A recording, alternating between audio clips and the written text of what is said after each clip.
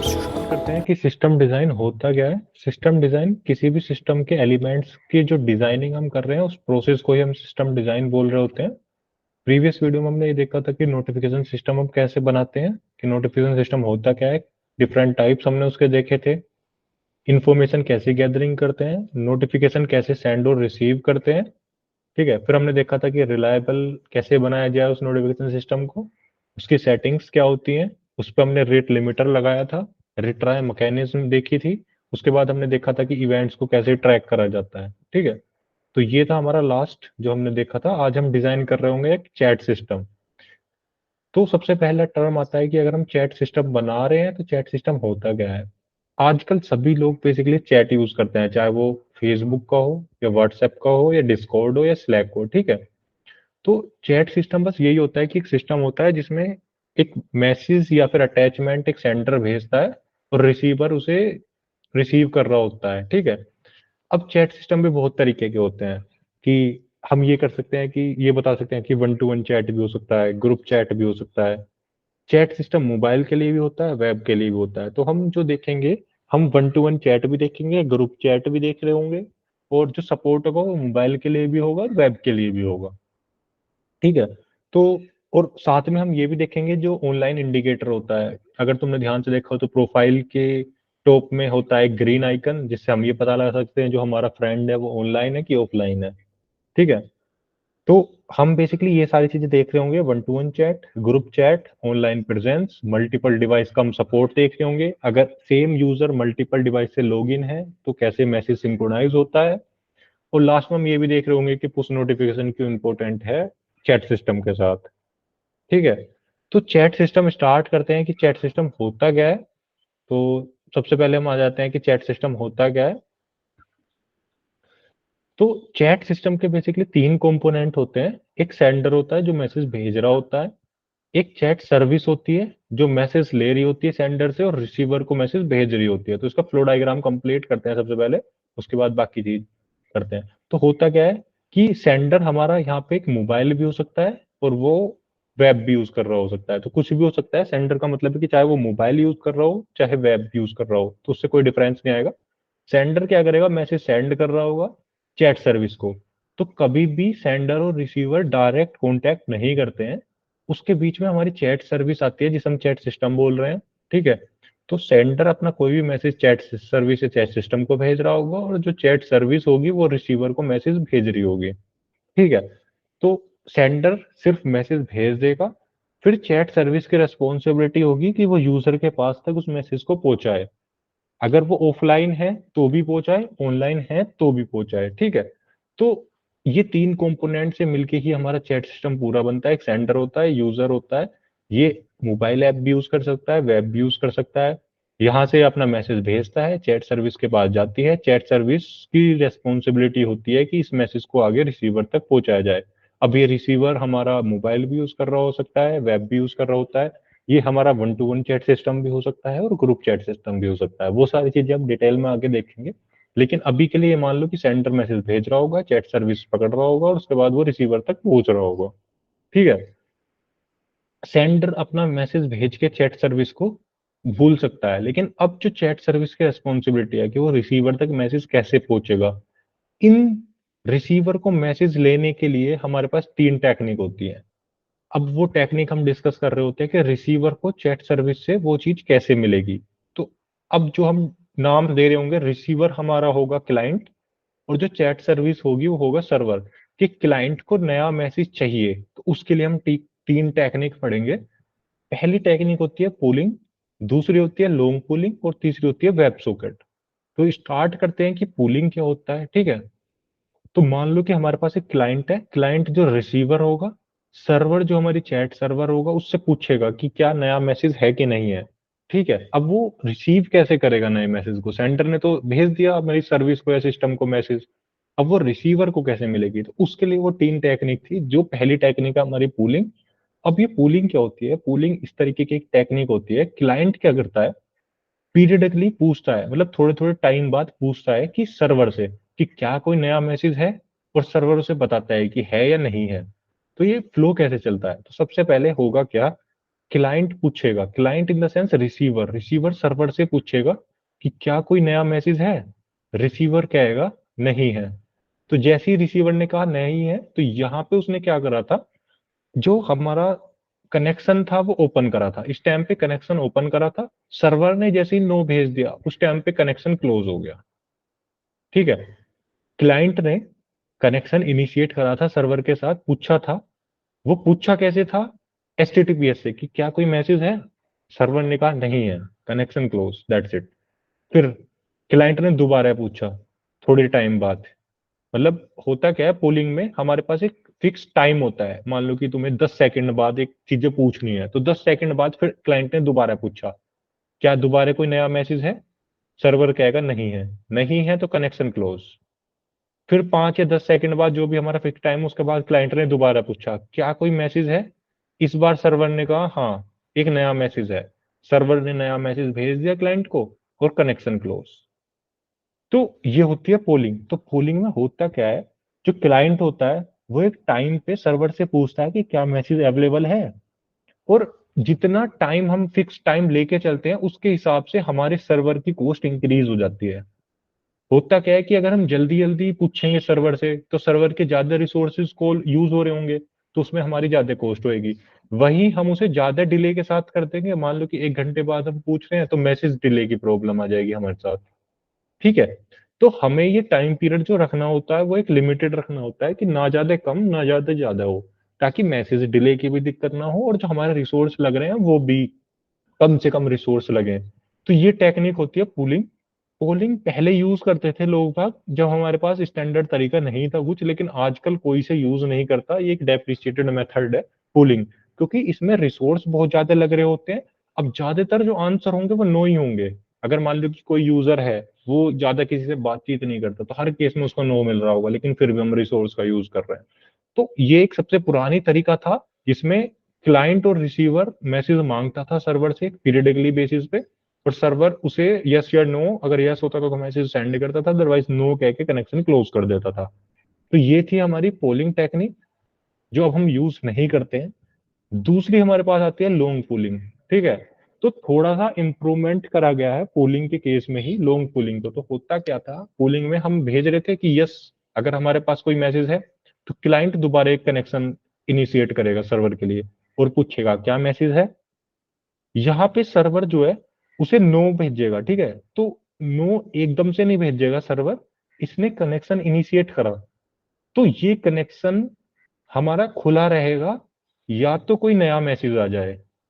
ठीक है, तो मान लो कि सर्वर के पास एक मैसेज आ गया, तो सर्वर ने भेज दिया कि हाँ मैसेज है और कनेक्शन क्लोज कर दिया, या फिर और उसके बाद उसने दोबारा इनिशिएट करा एक टाइम पीरियड के बाद, फिर उसने पूछा कि क्या मैसेज है, तो ये एकदम से बंद नहीं करेगा सर्वर अब इस बार कनेक्शन वो वेट करेगा, या तो मैसेज आ जाए या मैसेज ना आए, हमारे पास एक टाइम आउट होता है। मान लो कि हमने टाइम आउट लगा रखा है 30 सेकंड फॉर एग्जाम्पल, तो वो 30 सेकंड तक वेट करेगा। अगर 30 सेकंड के अंदर नया मैसेज आ जाता है तो रिटर्न हो जाता है क्लाइंट को, अगर नहीं होता तो ऑटोमेटिकली कनेक्शन क्लोज कर दिया जाता है कि तुम्हारा टाइम आउट हो गया, अब तुम कनेक्शन क्लोज कर लो। जैसे कनेक्शन क्लोज होता है फिर हमारे पास एक टाइमर होता है, फिक्स टाइमर, मान लो कि 10 सेकंड, 10 सेकंड बाद क्लाइंट दोबारा बोलता है कि क्या कोई नया मैसेज आया। तो ये जो कनेक्शन है जो क्लोज होगा वो दो बेसिस पे होगा, या तो टाइम आउट हो जाए 30 सेकंड का, या फिर इस टाइम पीरियड के बीच में कोई नया मैसेज आ जाए। ठीक है, तो पूलिंग क्या होता है कि एकदम से बंद, पूलिंग में हम क्या कर रहे थे कि एकदम से यस या नो कह के कनेक्शन क्लोज कर दे रहे थे। लेकिन लॉन्ग पूलिंग में हमारे पास होता क्या है कि एक हम वेट करते हैं एक थ्रेश तक, कि हमारे पास थ्रेश टाइम आउट है 30 सेकंड, हम उस तक वेट करेंगे कि उस तक या तो मैसेज हमें मिल जाए, ये वरना हम खुद कनेक्शन क्लोज कर देंगे 30 सेकंड बाद। लेकिन इसमें भी कुछ दिक्कतें होती हैं। अब मान लो कि किसी यूजर के पास कोई ज्यादा चैट है नहीं, वो यूज वूज नहीं करता, तो ज्यादातर जो चैट बंद हो रही होंगी वो थ्रेश पे जाके बंद हो रही होंगी। तो ये भी एक तरीके से एफिशिएंट नहीं है क्योंकि रिसोर्स हम इसमें भी यूज कर रहे हैं। ठीक है, तो ये भी एक पुराना तरीका था जो अब आजकल हम यूज नहीं करते। तो पूलिंग और लोग पूलिंग जो थी वो पहले टेक्निक्स थी जो हम यूज करते थे। उसके बाद हमारे पास आया नया वेब सॉकेट। तो ये वेब सॉकेट्स होता क्या है, आधे लोग इसे जानते हैं और ज्यादातर चैट सिस्टम में आजकल वेब सॉकेट ही यूज हो रहा होता है। तो ये कैसे काम करता है, इसका फ्लो डायग्राम देते हैं। क्लाइंट क्या करता है, इनिशिएट करता है कनेक्शन सर्वर से। जैसे ही इसने इनिशिएट करा, सर्वर इसे एक्नॉलेज कर देता है कि भैया हाँ, कनेक्शन तुम्हारा सक्सेसफुली बन गया है। तो ये कब होता है, जैसे ही कोई भी क्लाइंट ऑनलाइन आता है, या फिर चैटिंग सिस्टम पे आता है, या फिर हमारे लॉगिन करता है, तो उस केस में कनेक्शन बिल्ड करा जाता है। इसे कहते हैं एचटीटीपी हैंडशेक। हो गया, इसने एचटीटीपी हैंडशेक भेजा, इसने एक्नॉलेजमेंट भेज दिया, तो इन दोनों का कनेक्शन बिल्ड हो गया कि क्लाइंट अब सर्वर से कनेक्टेड है। अब कोई भी मैसेज आएगा, सर्वर उसे ऑटोमेटिकली क्लाइंट के पास भेज देगा। ये बाई डायरेक्शनल होता है। ये बाई डायरेक्शनल क्यों होता है, इसे हम आगे देखेंगे। अभी के लिए ये मान लो कि कोई भी मैसेज आता है सर्वर के पास किसी दूसरे क्लाइंट की, कहीं से भी आता है, और मान लो कि इस क्लाइंट को भेजना है वो मैसेज, तो सर्वर इसे ऑटोमेटिकली भेज देगा। पहले की तरह नहीं है कि क्लाइंट पूछ रहा होता था कि भाई मैसेज आया नया, तो सर्वर कहता था हाँ आया, ये लो मैसेज। ऐसा कुछ नहीं है। बस एक बार कनेक्शन अगर बिल्ड हो गया, कनेक्शन बिल्ड होता है, क्लाइंट ने भेजा कि भैया कनेक्शन मुझे इनिशिएट करना है, सर्वर अप था तो उसने कह दिया हाँ कनेक्शन बिल्ड हो गया। उसके बाद सर्वर के पास उस पर्टिकुलर क्लाइंट के लिए कोई भी मैसेज आएगा, ऑटोमेटिकली सर्वर भेज देगा। ये बाई डायरेक्शनल होता है। बाई डायरेक्शनल क्यों होता है, ये हम आगे पढ़ रहे होंगे वेब सॉकेट में। अभी के लिए ये मान लो कि वेब सॉकेट जो होता है वो इस तरीके से होता है कि एक बार कनेक्शन बना, उसके बाद कोई भी मैसेज आता है वो यूजर के पास एकदम पहुंच जाता है। ठीक है। इसे थोड़ा डिटेल में देखते हैं कि वर्क कैसे करता है, बाय डायरेक्शनल क्यों था, उसका रीजन हम देखते हैं अब। ठीक है। तो पहले, सबसे पहले हम रिसीवर की बात करते हैं। चैट सर्विस के पास कोई भी मैसेज आया, वो रिसीवर को भेज दिया। ठीक है। ये हमने अभी पिछले फ्लो में देखा कि हमारे पास मैसेज आएगा, रिसीवर क्या करेगा, सबसे पहले इसके साथ कनेक्शन बनाएगा। कनेक्शन अगर बन जाता है, उसके बाद इसे ऑटोमेटिकली सारे मैसेज मिलने शुरू हो जाएंगे बाया वेब सर्किट। ठीक है। सेम कहानी, अब ये बाई डायरेक्शनल क्यों था, वो हम देखते हैं कि सेंडर ये वेब सर्किट से क्यों कनेक्टेड है। सेंडर हमारा पास एचटीटीपी से भी कर सकते थे, उसका कोई टेक्निकल ऐसा रीजन नहीं है कि हम वेब सॉकेट से ही भेजें। लेकिन जब हम वेब सॉकेट यूज करते हैं, वो बाई डायरेक्शनल होता है, तो सेंडर भी हम फिर वेब सॉकेट का ही यूज करते हैं। लेकिन हम सेंडर में पहले एचटीटीपी भी यूज कर सकते थे और अब भी कर सकते हैं, उसमें कोई ऐसी बड़ी प्रॉब्लम नहीं होती किसी भी तरीके की। ठीक है। लेकिन जब वेब सॉकेट बाई डायरेक्शनल का फ्लो देता है कि तुम मेरे साथ सेंड भी कर लो, रिसीव भी कर लो, दोनों चीज मैं करा दूंगा, इसलिए ज्यादातर आजकल यूज वेब सॉकेट का ही करते हैं, चाहे वो भेजने के लिए हो चाहे वो रिसीव करने के लिए हो। तो सबसे पहले सेंडर भी ये करेगा, चैट सर्विस के पास अपना एक वो भेजेगा कि मैं कनेक्शन इनिशिएट करना चाहता हूँ। चैट सर्विस कहेगा कि एक्नोलेज, सर्वर अप है, तुम्हारा कनेक्शन बिल्ड हो चुका है। उसके बाद सेंडर कुछ भी भेज सकता है चैट सर्विस को, किसी को भी। सेम रिसीवर भी अपना कनेक्शन बनाएगा और ये एक्नॉलेज करेगा कि तुम्हारा कनेक्शन बन गया है। और अगर सेंडर ने कुछ मैसेज भेजा और इसका कनेक्शन बन रहा है, तो चैट सर्विस इसे भेज देगा वो तुरंत का तुरंत मैसेज। अगर कनेक्शन नहीं मिल रहा है, ऑफलाइन है, तो उस केस में हम आगे देखेंगे कि ऑफलाइन मैसेजेस को हम कैसे हैंडल करते हैं। ठीक है। वो थर्ड पार्टी हम पुश नोटिफिकेशन के द्वारा हैंडल करेंगे, वो हम आगे देखेंगे। अभी के लिए इतना देख लो कि हमारे पास तीन टेक्निक थी। पहला पूलिंग, उसमें हम क्या करते थे, मैसेज भेजते थे, वो बताता था कि मैसेज है या नहीं है, कनेक्शन क्लोज हो जाता था। लॉन्ग पुलिंग की हम बात करते हैं, तो लॉन्ग पुलिंग में हो क्या रहा था, वेट करते थे एक टाइम पीरियड तक, या तो नया मैसेज हमें मिल जाए या टाइम आउट के द्वारा कनेक्शन क्लोज हो जाए। तीसरा वेब सॉकेट आया, इसमें हम कुछ वेट नहीं करते या बार बार नहीं पूछते, रिसोर्स का ज्यादा यूज नहीं होता, एक बार कनेक्शन बना देते हैं, उसके बाद सर्वर के पास मैसेज आता है तो वो भेज देता है, या सेंड करना होता है तो सेंड कर देते हैं। तो वेब सॉकेट बाय डायरेक्शनल होता है। ठीक है। अब हमने जितना चैट सिस्टम पढ़ा है, उसे हम डिवाइड कर लेते हैं तीन मेजर कैटेगरीज में। तो पहला हमारा स्टेटलेस सर्विस, दूसरा स्टेटफुल सर्विस, और तीसरा थर्ड पार्टी इंटीग्रेशन। तो ये तीनों चीजें होती क्या है, स्टेटफुल स्टेटलेस हम पहले भी वीडियोस में डिस्कस कर चुके हैं। पर एक बार और देते हैं कि चैट सिस्टम में स्टेटलेस सर्विसेज कौन कौन सी होती हैं, स्टेटफुल सर्विसेज कौन कौन सी होती हैं, और कौन कौन से थर्ड पार्टी इंटीग्रेशन हम कर सकते हैं। ठीक है। स्टार्ट करते हैं स्टेटलेस से। सबसे पहले ये देखते हैं कि एक एक ब्लॉक क्या है। तो यूजर मतलब कि कोई भी यूजर जो चैट सिस्टम का यूज कर रहा है, चाहे वो सेंडर है या रिसीवर है। ठीक है। ये फोन भी हो सकता है, फोन भी यूज कर सकता है, वेब भी यूज कर सकता है, कुछ भी यूज कर सकता है। ठीक है। तो ये सबसे पहले क्या करेगा, हमारे ऐप में आया, मान लो कि हम ऐप का एग्जांपल लेते हैं, इसने अपनी रिक्वेस्ट करी लोड बैलेंसर को, तो सबसे पहले ये क्या करेगा, ऑथेंटिकेट करेगा, लॉग इन करेगा, लॉग आउट करेगा, साइन अप करेगा। ठीक है। तो सबसे पहले इसे ये सारे फ्लोज कंप्लीट करने होते हैं। जैसे ही वो लॉग इन हो गया, उसके बाद वो अपनी प्रोफाइल देख सकता है। ठीक है। प्रोफाइल अपडेट कर सकता है। तो इन सारी चीजों में ही हमारा डाटाबेस इन्वॉल्व होता है, चाहे वो यूजर प्रोफाइल हो, ऑथेंटिकेट सर्विस हो, और उसके बाद वो ग्रुप बना रहा हो, ग्रुप मैनेजमेंट कर रहा हो कि मेरे को ये ग्रुप बनाना है, अपनी ये डिप डालनी है, एक्सेट्रा एक्सेट्रा। तो जो यूजर का बिहेवियर होता है चैट सिस्टम में इन पर्टिकुलर सर्विसेज के लिए, उसे हम कहते हैं स्टेटलेस। स्टेटलेस क्यों कहते हैं? क्योंकि सर्वर जो होता है ना, वो यूजर्स के परस्पेक्टिव कोई भी डाटा रिमेंबर नहीं कर रहा है। मतलब कि कोई भी यूजर आ सकता है, कोई भी यूजर लॉग इन कर सकता है, कोई भी यूजर आ सकता है, अपनी प्रोफाइल अपडेट कर सकता है। हमारा जो सर्वर है, जो वेब सर्वर है, वो कुछ भी रिमेंबर नहीं कर रहा है पर्टिकुलर यूजर से रिस्पेक्टिव। कोई भी यूजर आ सकता है, किसी भी सर्वर पे कुछ भी डाटा अपडेट कर सकता है, तो उसे कहते हैं स्टेटलेस। तो ये जो काम होता है चैट सिस्टम के अंदर, इसे ये होता है स्टेटलेस में। कुछ भी चीजें यूज या रिमेंबर नहीं हो रही है। फिर हम बात करते हैं स्टेटफुल की। तो स्टेटफुल क्या होता है? जैसा कि हमने पहला डायग्राम देखा था, सेम डायग्राम। यूजर वन आएगा, चाहे वो सेंड कर रहा हो या रिसीव कर रहा हो चैट सिस्टम से। यूजर टू आया, चाहे वो सेंड कर रहा हो या रिसीव कर रहा हो, लेकिन उससे पहले उसे कनेक्शन रिबिल्ड करना पड़ता है हमारे सर्वर के साथ। मतलब कि यूजर वन आया, एक्नोलेज उसने भेजा कि मुझे सर्वर इनिशिएट करना है, इसने एक्नोलेज भेजा। तो मतलब क्या है कि यूजर वन कनेक्ट हो गया सर्वर से, उस पर्टिकुलर सर्वर से। यूजर टू आया, इनिशिएट करा, इसने वापस भेजा कि तुम्हारा एक्नॉलेज हो चुका है, कनेक्शन रिबिल्ड हो चुका। तो जो कनेक्शन होगा इन दोनों के बीच का, वो सर्वर रिमेंबर करके रखेगा कि मेरे से ये यूजर टू कनेक्टेड है।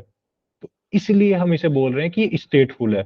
तो जो चैट का सेंडिंग और चैट का रिसीविंग जो फ्लो होता है यूजर और चैट सर्विस के बीच में, वो एक स्टेटफुल सर्विस होती है, क्योंकि उसमें सर्वर रिमेंबर करके रखता है कि मेरे से ये यूजर कनेक्टेड है। तो इसलिए जो दूसरी सर्विस होती है हमारी स्टेटफुल सर्विस, वो चैट सर्विस और नॉर्मल यूजर के बीच होती है। ठीक है, तो इसको हम बोलेंगे स्टेटफुल।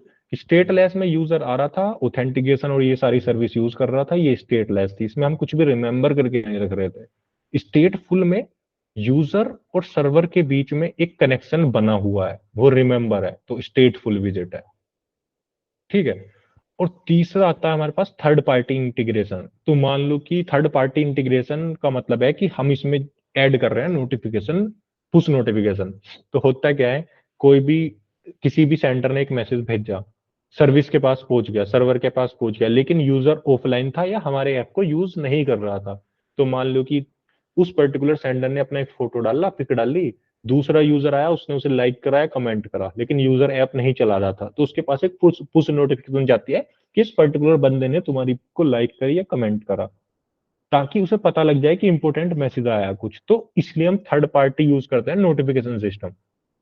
तो चैट सिस्टम के अंदर हमारे पास स्टेटलेस सर्विस होंगी, जो कि एक तरीके से मान लो कि ओथ की सर्विसेज, प्रोफाइल और ये सारी चीजें यूज कर रही थी। दूसरी हमारे पास होती है स्टेटफुल, जिसमें हमारे पास रिमेंबर करके रख सकते हैं कि हमारा एक कनेक्शन बना है सर्वर के साथ यूजर के बीच में। और तीसरा हम थर्ड पार्टी इंटीग्रेशन, जो कि हम यूज कर रहे हैं नोटिफिकेशन सर्विस। तो इन तीन चीजों को कंबाइन करके हमारा चैट सिस्टम बनता है। अब बात ये आती है कि हमने चैट सिस्टम बना तो दिया है, क्या उसमें हमारे पास सिंगल सर्वर होगा? फिर वही प्रॉब्लम की, अगर हम सिंगल सर्वर रखेंगे या सिंगल सर्वर रखेंगे तो उसमें बहुत सारे इश्यूज आते हैं, जैसे कि हमने पहली वीडियोस में देखा था। तो अब इसे हमें थोड़ा सा स्केलेबल करने की जरूरत है। स्केलेबल कैसे करने की जरूरत है कि हमें अपने सब सर्वर सबसे पहले हॉरिजॉन्टल स्केलिंग करनी होगी, क्योंकि सिंगल सर्वर का सबसे बड़ा डिसएडवांटेज होता है सिंगल पॉइंट ऑफ फेलियर, कि मान लो कि हमारा एक सर्वर डाउन चला गया तो हमारा पूरा सिस्टम डाउन चला गया। तो हम ऐसा तो चाहते नहीं है। तो उस सिनेरियो में हमारे पास टर्म आती है स्केलेबिलिटी। मतलब जितना भी हमने पढ़ा है वो सब सिंगल सर्वर पे काम नहीं करेगा, हमें उसके लिए मल्टीपल सर्वर रखने पड़ेंगे अगर हमें सिंगल पॉइंट और फेलियर को बचाना है। तो अब देखते हैं कि सारी चीजों को कंबाइन करके हमारा सिस्टम कैसे दिखता है, ताकि हम उसे स्केलेबल कर पाए। तो सबसे पहले हम क्या देखते हैं, सिंगल सिंगल ब्लॉक के बारे में डिस्कस करते हैं कि ये है क्या, और उसके बाद इस फ्लो डायग्राम को कंप्लीट करते हैं। ठीक है। सबसे पहले जो हमारा चैट सर्वर है, ये हमारा रेस्पॉन्सिबल होगा मैसेजेस को भेजने के लिए और रिसीव करने के लिए। कोई भी मैसेज तुम्हें चाहिए भेजना है तो चैट सर्वर के तुम्हें इंटरेक्ट करना पड़ेगा। जो प्रेजेंट सर्वर है, ये क्या है? प्रेजेंट सर्वर नई चीज आई है। तो प्रेजेंट सर्वर जो होगा वो मैनेज करेगा बेसिकली यूजर का स्टेटस, कि ऑनलाइन है कि ऑफलाइन है। अब वो होगा कैसे, वो हम आने वाले टाइम में अभी कुछ मिनट बाद देख रहे होंगे कि प्रेजेंट सर्वर काम कैसे करता है। अभी हमने देखा कि चैट सर्वर का फ्लो क्या था, मैसेज कैसे लेता है, मैसेज कैसे भेजता है। प्रेजेंट सर्वर हमारे पास डाटा हैंडल कर रहा होगा ऑफलाइन या ऑनलाइन का, ये दोनों ही सर्विस रियल टाइम पे होगी, मतलब वेब सॉकेट के द्वारा होंगी, ठीक है। और इस फ्लो को हम कह रहे होंगे ये स्टेटफुल विजिट है, स्टेटफुल सर्विसेज है, क्योंकि ये लिसन कर रही हैं चीजों को, रिमेंबर कर रही हैं, ठीक है। दूसरा हमारे पास ये लोड बैलेंसर है, सबको पता है ट्रैफिक रिडिस्ट्रीब्यूट करता है। उसके बाद हमारे पास आती है एपीआई सर्वर, तो एपीआई सर्वर क्या करता है, ये हैंडल करता है सब कुछ, सिर्फ चैटिंग को छोड़ के सब कुछ हैंडल करेगा। तुम्हें लॉग इन करना हो, साइन अप करना हो, प्रोफाइल अपडेट करनी हो, ग्रुप बनाना हो, ये सारे काम एपीआई सर्वर कर रहा होगा, ठीक है। नोटिफिकेशन सर्वर, ये थर्ड पार्टी हमने इंटीग्रेशन करा था, ये पुश नोटिफिकेशन भेजेगा अगर यूजर ऑफलाइन होगा तो, ठीक है। ये हमारे पास है डाटाबेस, जिसमें सारा का सारा डाटा हमारे पास स्टोर होगा। इतने पार्ट को, यूजर के इतने पार्ट को हम बोल रहे होंगे, ये हमारे पास स्टेटलेस सर्विसेज हैं, ये हमारे पास स्टेटफुल सर्विसेज है, और ये हमारे पास थर्ड पार्टी इंटीग्रेशन है। तो इन तीनों को कंबाइन करके हमारे पास ये एक नया फ्लो डायग्राम बना है, जो हम कह सकते हैं हमारा एक चैट सिस्टम है। तो इस फ्लो डायग्राम को कंप्लीट करते हैं कि वर्क कैसे करता है, ठीक है। तो अगर यूजर को सबसे पहले लॉग इन करना है, तो वो जाएगा लोड बैलेंसर के पास, लोड बैलेंसर एपीआई सर्वर के पास जाएगा, वो डाटाबेस से इंटरेक्ट करके उसे लॉग इन करा रहा होगा, ठीक है।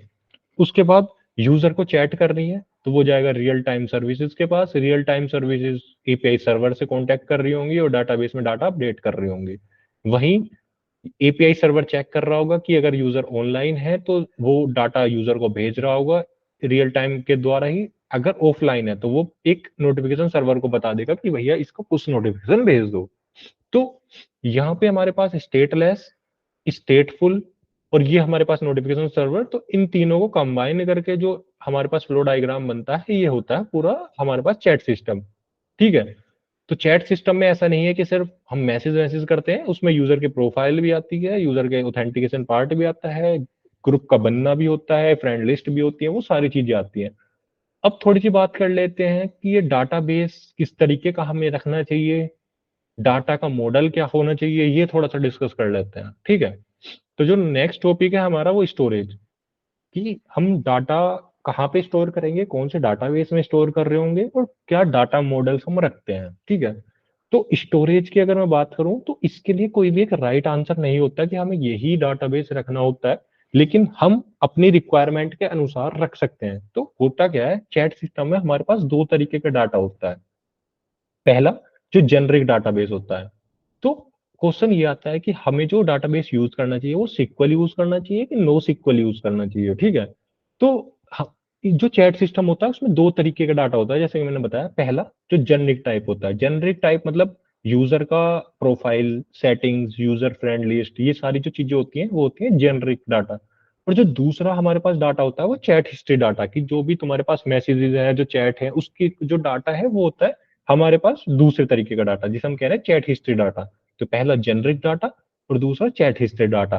तो जो जेनरिक डाटा है उसे हम स्टोर कर सकते हैं एसक्यूएल डाटाबेस में। एसक्यूएल डाटाबेस में ही मैं क्यों बोल रहा हूँ, क्योंकि हम एसक्यूएल में अच्छे से अवेबिलिटी और स्केलेबिलिटी का ध्यान रख सकते हैं, डाटाबेस को रेप्लिकेट करके, शार्डिंग करके। तो रख हम नो सीक्वल में भी रख सकते हैं, लेकिन जो आसान रहता है और जो फैचिंग आसान बनाती है वो सीक्वल बनाता है। तो हम इस डाटा को, जो जेनरिक तरीके का डाटा होता है, हम उसे सीक्वल में स्टोर कर रख सकते हैं। रही बात कि जो हमारा चैट हिस्ट्री डाटा होता है, उसे हमें जो रखना चाहिए वो की वैल्यू स्टोर में रखना चाहिए, ठीक है। अब की वैल्यू स्टोर में ही क्यों रखना चाहिए, उसके पीछे बहुत सारे रीजंस हैं। अब यूजर्स क्या करता है, जब भी तुम नॉर्मल किसी चैट एप्लीकेशन पे जाते हो, ठीक है, किसी भी चैट पे क्लिक करते हो, तो तुम सारा डाटा एकदम से नहीं देखना चाहते।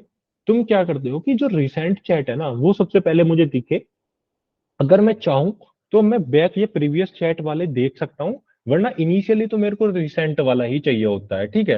तो जो की वैल्यू स्टोर होता है ना, वो सबसे पहले हम उसे स्केल कर सकते हैं अच्छे से। स्केल इन द सेंस, हम हॉरिजॉन्टल स्केल इसका जो होता है ना बहुत आसानी से होता है।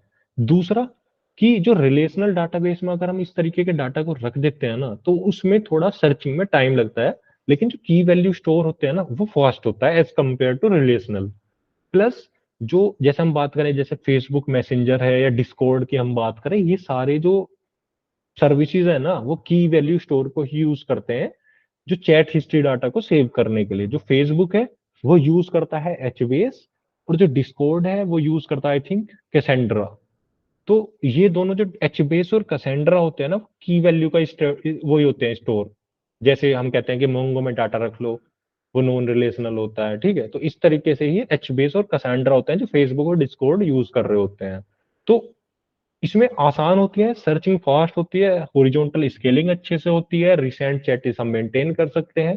तो ये सारे कारण होते हैं जिसकी वजह से मैं बोल रहा हूँ कि जो हमें मैसेजेस है वो की वैल्यू स्टोर में रखना चाहिए, और जो जेनरिक डाटा है वो हमें सिक्वल डाटाबेस में रखना चाहिए।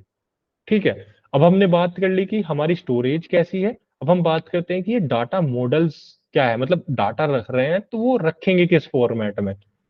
तो हमारे पास दो तरीके की चैट होती हैं, जैसे वन टू वन चैट हो गई या ग्रुप चैट हो गई। हम मैसेज के लिए एक फॉर्मेट भी बना सकते हैं, लेकिन अगर अलग अलग फॉर्मेट रखेंगे तो वो भी इजी रहता है। तो अगर मैं वन टू वन चैट की बात करूं तो उसमें जो असेंशियल कीज होती हैं, जैसे कि मैसेज आईडी जो कि हमारी प्राइमरी की होगी। उसके बाद हमारे पास आता है मैसेज फ्रॉम कि किसने मैसेज भेजा। फिर हमारे पास होता है मैसेज टू कि किसको मैसेज भेजना है। कंटेस्ट क्या है मैसेज का, टैग्स है, और उसमें अटैचमेंट भी हो सकती हैं, ठीक है, बेस्ड ऑन डिपेंडेंसी, या तुम्हें क्या चाहिए। क्रिएटेड एट कि मैसेज कब बना था, कब भेजा गया था। सेम अगर मैं बात करूं ग्रुप चैट की, तो ग्रुप चैट में हमारे पास एक चैनल आईडी होती है। चैनल आईडी बेसिकली ये मान लो ग्रुप आईडी कि किस ग्रुप का पार्ट है ये मैसेज। उसके बाद मैसेज आईडी कि ये मैसेज किसने भेजा है। इसमें मैसेज टू इसलिए नहीं होता क्योंकि जितने नंबर ऑफ मेंबर्स होते हैं वो मैसेज सबको भेजा जाता है, तो किसी एक पर्टिकुलर यूजर को वो मैसेज नहीं भेजा जाता है, सारे के सारे ग्रुप में वो मैसेज भेजा जाता है। कंटेंट की मैसेज का कंटेंट क्या है, और क्रिएटेड एट कि वो मैसेज कब बना है।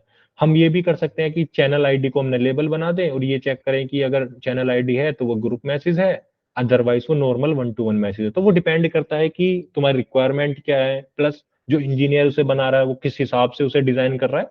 बट मैंने दोनों के लिए तुम्हें एक कंटेंट दिखा दिया कि अगर तुम वन टू वन चैट बना रहे हो तो इस तरीके से डाटा रख सकते हो, और अगर तुम ग्रुप चैट बना रहे हो तो उसमें इस तरीके से डाटा रख सकते हो। और हम इसे अपने हिसाब से चेंज भी कर सकते हैं, ऐसा नहीं है हार्ड एंड फास्ट रूल की ये फिक्स होगी चीजें। इसे हम चेंज नहीं कर सकते, वो हमारे ऊपर रहता है कि हम इसे कैसे चेंज रखें करें। ठीक है, लेकिन जेनरिक थोड़ा थोड़ा डाटा इस तरीके से दिखेगा तुम्हें। उसके बाद हम चलते हैं, हमने ये देख लिया, सबसे पहले हमने देखा था चैटिंग सिस्टम होता क्या है। उसके तीन टेक्निक देखी कि रिसीवर से सर्वर के बीच में जो हमारे पास डाटा होता है, उन तीनों के बीच में हम कैसे कौन कौन सी टेक्निक यूज कर रहे होते हैं। चैट सिस्टम को हमने तीन कैटेगरीज में डिवाइड करा, stateful services, stateful, stateless and third party. तीनों को कॉम्बिनेशन करके हमने उसे थोड़ा स्केल करा। उसके स्टोरेज देखा कि डाटा कैसे स्टोर होता है। फिर डाटा मॉडल सीखे कि डाटा अगर हम रख रहे हैं तो किस फॉर्मेट में रख रहे हैं। उसके बाद हम अब डिस्कस करेंगे कि मैसेज कैसे कैसे जाते हैं। अभी हमने देख लिया कि मैसेज कैसे भेजा जाता है, सर्वर सेंडर रिसीवर के पास कैसे पहुंचता है। लेकिन अब मैसेज जाता कैसे है, वन टू वन चैट में कैसे जाएगा, ग्रुप चैट में कैसे जाएगा, अगर यूजर मल्टीपल डिवाइसेस यूज कर रहा है तो मैसेज का सिंक्रोनाइजेशन कैसे होगा। मतलब एक डिवाइस में अगर उसे कुछ मैसेज दिख रहा है तो दूसरे डिवाइस में भी सेम मैसेज दिखने चाहिए। स्टार्ट करते हैं one two one chat flow से। तो सबसे पहले हम डिस्कस कर लेते हैं इसके ब्लॉक्स और उसके बाद उसका फ्लो डायग्राम देखते हैं, ठीक है। तो यूजर ए का मतलब one two one chat system है, तो सिंपल सी बात है, दो यूजर्स होंगे, एक यूजर ए मान लेते हैं, एक यूजर बी मान लेते हैं, ठीक है। यूजर ए अपने किसी चैट सर्वर से कनेक्टेड होगा, मतलब इसने अपना कुछ रिक्वेस्ट भेजी, एक्नॉलेज मिला, दोनों के बीच में कनेक्शन जनरेट हुआ होगा। सेम यूजर बी के साथ हुआ होगा, ठीक है। आईडी जनरेटर, यूजर अगर कोई भी मैसेज भेजता है तो चैट सर्वर उसकी एक आईडी जनरेट करता है, जिसे हम मैसेज आईडी दिख रहे थे पीछे। तो एक यूनिक मैसेज आईडी हमारे पास मिल रही होगी उस पर्टिकुलर, तो मैंने लिख दिया कि एक आईडी जनरेटर होगा जो इस मैसेज की एक यूनिक आईडी जनरेट कर रहा होगा, ठीक है। उसके बाद ये यूनिक मैसेज क्यू क्या है, मैसेज क्यू हम ऑलरेडी पढ़ चुके हैं। क्यू का मतलब है कि जो पहले आता है वो पहले जाता है, तो इसमें मल्टीपल मैसेज रख सकते हैं किसी पर्टिकुलर यूजर के लिए। तो हर एक यूजर के साथ जो सर्वर कनेक्टेड होता है उस सर्वर से एक मैसेज क्यू भी कनेक्टेड होता है, क्योंकि नॉर्मली ये तुम ये देख लो कि एक यूजर है, उसे हजार लोग मैसेज कर सकते हैं, ठीक है। एक टाइम पे अगर मान लो कि हजार के हजार ने मैसेज कर दिया तो सर्वर क्या करेगा फिर।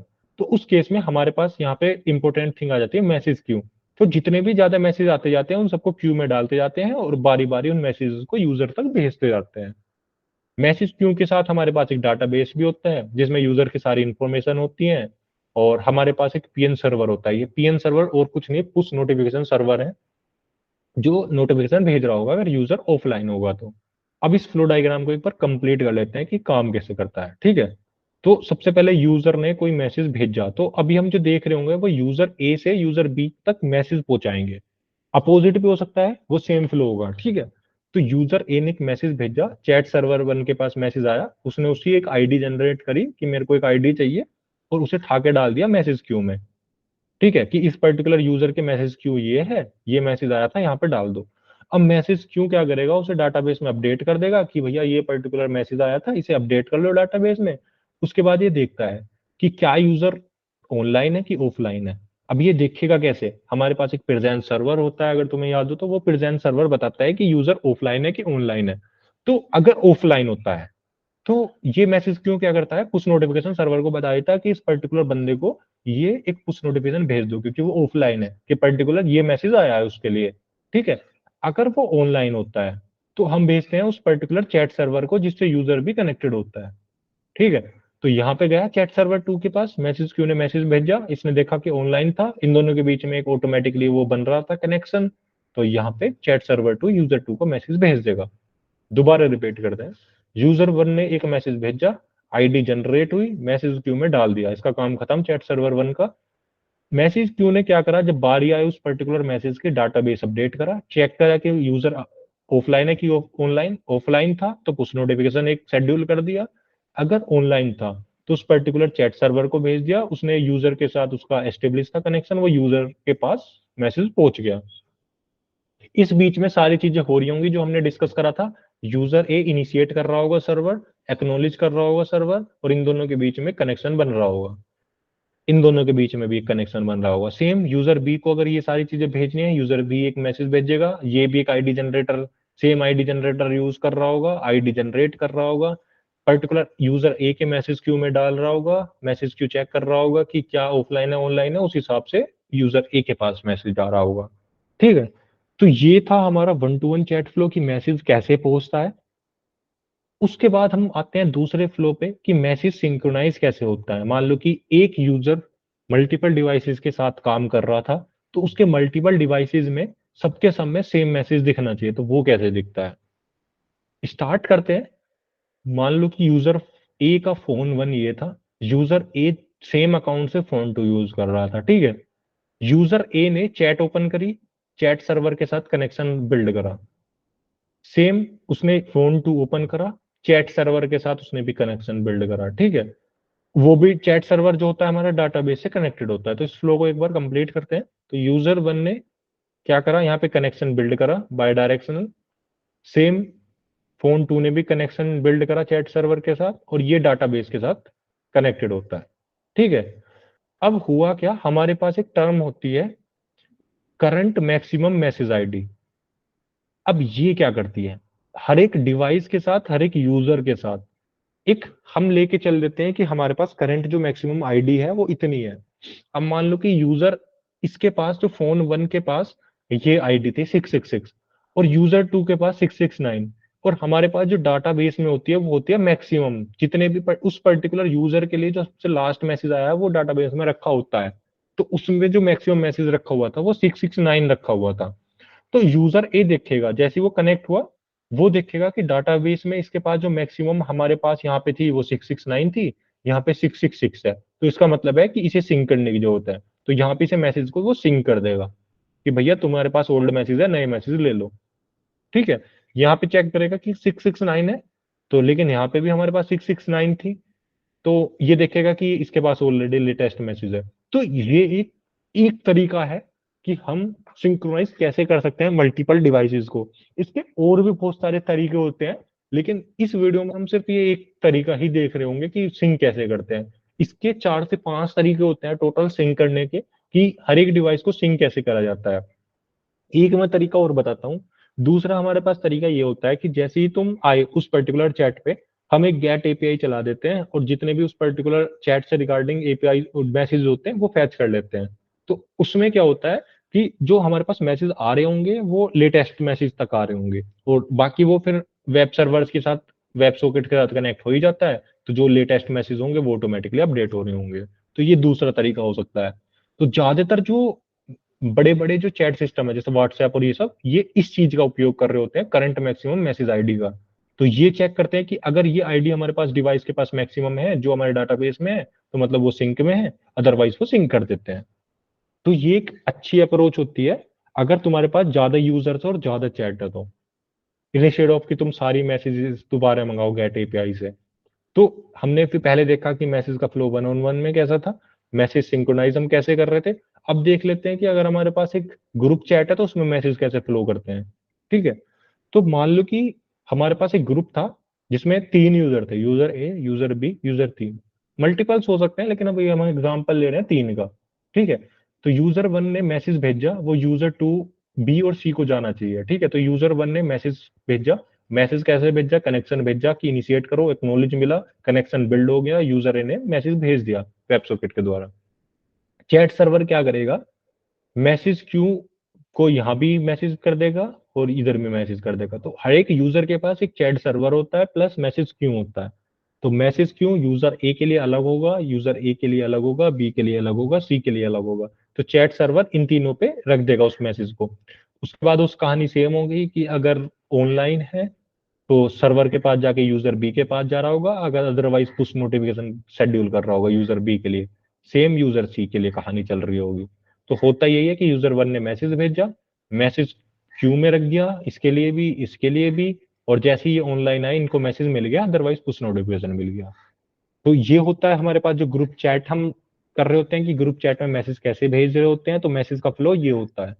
ठीक है, अब हमारे पास एक इंपॉर्टेंट फ्लो बचता है ऑनलाइन प्रेजेंस कि ग्रीन डॉट कब दिखानी है पर्टिकुलर यूजर को और ग्रे डॉट कब दिखानी है। तो तुमने कभी कभार ये चीजें देखी होंगी। तो होता क्या है, जब भी तुम वन टू वन चैट कर रहे होते हो तो जो तुम्हारा यूजर है सामने वाला उसका ग्रीन ग्रीन दिखा रहा होता है वरना ग्रे दिखा रहा होता है। तो उसके लिए भी हमें 3-4 फ्लो मेंटेन करने पड़ते हैं। अब 3-4 फ्लो कैसे मेंटेन करने पड़ते हैं, हम ऑनलाइन प्रेजेंस कैसे दिखा सकते हैं कि पर्टिकुलर सामने वाला बंदा ऑनलाइन है कि ऑफलाइन है। तो उसके लिए 3 फ्लो होते हैं, एक यूजर का लॉगिन फ्लो, यूजर का लॉग आउट फ्लो और यूजर का डिस्कनेक्शन फ्लो। तो ये 3 फ्लो अगर हमने मेंटेन कर लिए तो हम दूसरे बंदे को बता सकते हैं कि तुम्हारे सामने वाला बंदा ऑनलाइन है कि ऑफलाइन है। अब ये 3 फ्लो को हम एक बार डिस्क्राइब करते हैं, डिस्कस करते हैं डिटेल में कि होती क्या है। सबसे पहले एक बार इन इन चीजों को देख लेते हैं कि ब्लॉग क्या है। यूजर ए मतलब एक यूजर है। ठीक है, अब उस यूजर की हम प्रेजेंस देख रहे होंगे कि वो ऑनलाइन है कि ऑफलाइन है। प्रेजेंस सर्वर, हमने ये देखा था कि ये सर्वर हमारे पास रियल टाइम में होता है, वेब सॉकेट से ही कनेक्टेड होता है, ये बताता है कि इस पर्टिकुलर यूजर का स्टेटस ऑनलाइन है कि ऑफलाइन है। केवी स्टोर मतलब की वैल्यू स्टोर, जो हमने डिस्कस करा था कि हम मैसेज का डाटा हम केवी स्टोर में रख रहे होंगे, हम प्रेजेंस सर्वर का भी डाटा केवी स्टोर में रख रहे होंगे। ठीक है, तो होता क्या है, यूजर ने इसके साथ कनेक्शन बिल्ड करा सेम, कि कनेक्शन इनिट भेजा, इसने एक्नॉलेज भेजा, तो दोनों के बीच में कनेक्शन बन गया। ठीक है, प्रेजेंस सर्वर के पास कनेक्शन बन गया, इसने क्या करा, लॉगिन करा सबसे पहले। तो प्रेजेंस सर्वर क्या करेगा, केवी स्टोर में अपडेट कर देगा कि भैया यूजर ने अगर लॉगिन करा है तो उसका स्टेटस कर दो ऑनलाइन। ठीक है, और लास्ट एक्टिवेट कर दो जो भी करंट टाइम स्टैम्प होगा उस टाइम का। तो जैसे ही यूजर लॉगिन करता है, प्रेजेंस सर्वर क्या करता है, उस पर्टिकुलर यूजर के परस्पेक्टिव स्टेटस उसका ऑनलाइन कर देता है और लास्ट एक्टिव टाइम स्टैम्प डाल देता है। तो प्रेजेंस सर्वर वेब सॉकेट की तरह ही काम करता है जैसे मैसेज को, तो जो सामने वाला बंदा है उसे बता देता है कि भैया यूजर ए ऑनलाइन आ गया है, इसे ग्रीन डॉट के साथ दिखा दो। ठीक है, ये हो गया पहला फ्लो कि जब यूजर ने लॉग इन करा हमारे ऐप में। उसके बाद हमारे पास फ्लो आता है कि जब यूजर लॉग आउट करता है। तो मान लो कि यूजर ने हमारे ऐप से लॉग आउट कर दिया तो उसे हम मार्क कर देते हैं कि भैया ये ऑफलाइन हो चुका है। भले ही वो हमारा ऐप यूज कर रहा हो लेकिन वो अभी तक उस चैट सिस्टम के अंदर पहुंचा नहीं है, तो इसका मतलब है कि उसका स्टेटस ऑफलाइन है। तो ये कैसे वर्क करता है, तो यूजर ने एपीआई हिट करी कि मेरे को लॉग आउट करना है, एपीआई सर्वर ने प्रेजेंस सर्वर को बताया कि भैया ये पर्टिकुलर यूजर ए लॉग आउट कर चुका है। तो प्रेजेंस सर्वर क्या करेगा, अपने केवी स्टोर में उसका स्टेटस अपडेट कर देगा कि भैया इसका हमारे पास ये जो स्टेट है वो ऑफलाइन हो चुका है। तो मतलब लॉग इन करते बार प्रेजेंस सर्वर ने ये डाल दिया कि स्टेटस ऑनलाइन है, टाइम स्टैम्प डाल दिया, लॉग आउट करते टाइम उसका स्टेटस ऑफलाइन डाल दिया। ठीक है, तो ये दो फ्लो हमने देख लिए कि लॉग इन करते बार ऑनलाइन हो गया, लॉग आउट करते बार ऑफलाइन आ गया। अब इन दोनों के बीच का जो टाइम है, लॉग इन और लॉग आउट, इस बीच के टाइम के फ्लो को देखते हैं, जिसे हम कह रहे होते हैं यूजर डिस्कनेक्शन। अब ये यूजर डिस्कनेक्शन क्यों बोल रहे हैं? अब ऐसा हो सकता है कि यूजर हमारे ऐप को यूज कर रहा हो, ठीक है, लेकिन उसका इंटरनेट एकदम से बंद हो जाए, तो उस सिनेरियो में भी हमें उसे ऑफलाइन दिखाना है। प्लस दूसरा सिनेरियो ये आता है कि यूजर हमारे ऐप को यूज ही ना कर रहा हो, तो उस केस में भी हमें उसे ऑफलाइन दिखाना है, भले ही वो ऐप के अंदर हो लेकिन यूज नहीं कर रहा, इंटरनेट भी सही चल रहा है, तो उस केस में भी हमें उसे ऑनलाइन नहीं दिखाना। ठीक है। जैसे तुमने डिस्कॉर्ड पे देखा होगा, अगर तुम ऐप को बंद कर दोगे तो ये तुम्हें ऑफलाइन दिखा देता है। तो इस फ्लो को अब देख लेते हैं, ये सबसे मोस्ट इंपोर्टेंट फ्लो होता है, क्योंकि लॉग इन करने पे स्टेटस ऑनलाइन, लॉग आउट करने पे ऑफलाइन, ये सबसे सिंपल फ्लो था। लेकिन यूजर डिस्कनेक्शन की इंटरनेट भाग गया, तुम ऐप के अंदर थे तो तुम्हें ऑफलाइन दिखाना है, तुम ऐप छोड़ के चले गए तो तुम्हें ऑफलाइन दिखाना है। ठीक है। तो बहुत सारे सिनेरियोस होते हैं जिससे हमें काम करना होता है। तो इन सारे प्रॉब्लम्स को सोल्व करने के लिए हमारे पास एक टर्म आती है, मैकेनिज्म आती है, हार्ट बीट मैकेनिज्म। तो ये हार्ट बीट मैकेनिज्म होती क्या है? हार्ट बीट से नाम से तुम्हें पता लग रहा होगा कि धड़कन। हम थोड़ी थोड़ी देर में एक तरीके से हार्ट बीट मैकेनिज्म रिसीव कर रहे होंगे कि स्टेटस ऑनलाइन है कि ऑफलाइन है। ठीक है। तो होता क्या है, जो क्लाइंट होता है, क्लाइंट मतलब जो यूजर है, जो यूज कर रहा है, वो हार्ट बीट भेजता है सर्वर को। तो जैसे ही सर्वर को उस पर्टिकुलर यूजर से रिगार्डिंग हार्ट बीट मिल जाती है ना, तो वो कहता है कि भैया हार्ट बीट मिल गई, इस क्लाइंट का स्टेटस ऑनलाइन ही है। ठीक है। तो मान लो कि हमने एक 5 सेकंड टाइम रखा रखा था क्लाइंट की तरफ से, कि जैसे ही हमारा ऐप चल रहा हो, हर 5 5 सेकंड में एक वेब सॉकेट चलता रहता है, कि भैया हर 5 5 सेकंड में वो अपनी एक हार्ट बीट भेजता रहता है कि मैं जिंदा हूं, मैं ऑनलाइन हूँ। फिर 5 सेकंड बाद इसने भेजा कि हाँ ये लो हार्ट बीट मैकेनिज्म, मैं जिंदा हूं, तो वो सर्वर को पता लगता रहता है कि ये ऑनलाइन है। ठीक है। वही हमारे पास कंडीशन आती है कि यूजर ने हमारा ऐप बंद कर दिया या इंटरनेट डिस्कनेक्ट हो गया, तो यूजर वो हार्ट बीट तो भेज नहीं पाएगा क्योंकि इंटरनेट नहीं है। तो होता क्या है कि सर्वर वेट करता है कि ये हमें पास 5 5 सेकंड बाद मिल रही थी हार्ट रेट, तो हमने उसे अपडेट करते रहे कि भैया अभी ऑनलाइन ही है, अभी ऑनलाइन ही है। लेकिन एक टाइम पीरियड ऐसा है कि इंटरनेट डिस्कनेक्टेड हो गया, इसे पहला नहीं मिला, 5 सेकंड बाद हार्ट रेट नहीं मिला, तो वो क्या करेगा, वेट करेगा। हम एक थ्रेशोल्ड डाल देते हैं कि तुम्हें 3 4 हार्ट रेट तक वेट करना है, मतलब कि तुम्हें 15 सेकंड या 20 सेकंड तक वेट करना है। तो अगर इस बीच में तुम्हें कोई भी हार्ट रेट नहीं मिलती, तो तुम क्या करो, स्टेटस ऑफलाइन कर दो। जैसे ही वो फिर ऑनलाइन आएगा, वो फिर हार्ट बीट भेजेगा कि भैया मैं जिंदा हूं, मेरा स्टेटस ऑनलाइन लिख दो। ठीक है। जैसे इंटरनेट डिस्कनेक्ट हुआ या ऐप से बाहर हुआ, या हार्ट बीट मिलनी बंद हो गई सर्वर को, और सर्वर को जैसे ही हार्ट बीट मिलनी बंद होगी, वो अपने सर्वर पे अपडेट कर देता है, प्रेजेंट सर्वर, कि वो ऑफलाइन हो चुका है, और सामने वाले बंदे को हम दिखा देते हैं कि वो ऑफलाइन हो गया। तो ये भी हमारे ऊपर होता है कि हम इसे कितना डिफाइन करें, कि हमें 15 सेकंड तक वेट करना है। अगर तुमने ध्यान से देखा हो, जब तुम स्लैक यूज कर रहे होते हो या डिस्कॉर्ड यूज कर रहे होते हो, तो तुम अपना इंटरनेट भी बंद कर दोगे ना, तो थोड़े टाइम के लिए वो तुम्हें ऑनलाइन ही दिखाता है। उसके बाद जब वो 15 से 20 या 10 से 15 सेकंड बीत जाती हैं, तुम ऑफलाइन ही रहते हो, उसके बाद वो तुम्हें ऑफलाइन दिखाता है, सेम स्लैक सेम डिस्कॉर्ड। तो वो डिपेंड करता है कि उस पर्टिकुलर सर्विस ने वो मैक्सिमम थ्रेशोल्ड कितना रखा हुआ है। तो मैं इसे रिपीट करता हूँ, क्लाइंट कुछ एक टाइम पीरियड के बाद, हर एक 5 सेकंड बाद, लेट एग्जाम्पल 5 सेकंड, की 5 सेकंड बाद अपनी हार्ट रेट भेजता रहता है। जैसे सर्वर को हार्ट रेट मिलती रहती है, वो उसका स्टेटस ऑनलाइन रखता है। क्लाइंट गया, या तो अपना ऐप को छोड़ के गया, इंटरनेट बंद हुआ, हार्ट रेट भेजनी बंद हुई, तो सर्वर वेट करता है, जो भी उसकी थ्रेशोल्ड होती है कि मुझे वेट करना है 15 सेकंड 20 सेकंड, वहां तक वेट करता है। अगर उसे हार्ट रेट नहीं मिली उस टाइम पीरियड के अंदर, तो उसका स्टेटस ऑफलाइन कर देता है, और यूजर को बता देता है प्रेजेंट सर्वर कि वो तुम्हारा पर्टिकुलर दोस्त जो है वो ऑफलाइन है। तो ये सेम मैकेनिज्म डिस्कॉर्ड और स्लैक और ये सारी जो सर्विसेज होती हैं वो यूज करती हैं। ठीक है। तो आज हमने क्या पढ़ा कि चैट सिस्टम होता क्या है, one two one chat system देखा, ग्रुप चैट सिस्टम देखा, उसके बाद हमने देखा कि टेक्निक्स कौन कौन सी होती है मैसेज को रिसीव करने की, polling, long polling, web socket. Chat system को हमने डिवाइड करा, 3 में स्केल करा, स्टोर कैसे कराते हैं डाटा को, उसके डाटा मॉडल्स क्या होते हैं। फिर हमने मैसेज फ्लो देखे कि one two one message flow क्या हुए, ग्रुप चैट के फ्लो, मैसेज को कैसे सिंक्रोनाइज करते हैं। फिर हमने देखा कि ऑनलाइन प्रेजेंस हम कैसे देख रहे होते हैं, लॉग इन पे, लॉग आउट पे, और यूजर के डिसकंटिन्यूअस पे। तो ये सारे फ्लो हमने कवर करे, इन सबको मिला के ही हमारा चैट सिस्टम का पूरा फ्लो बनता है।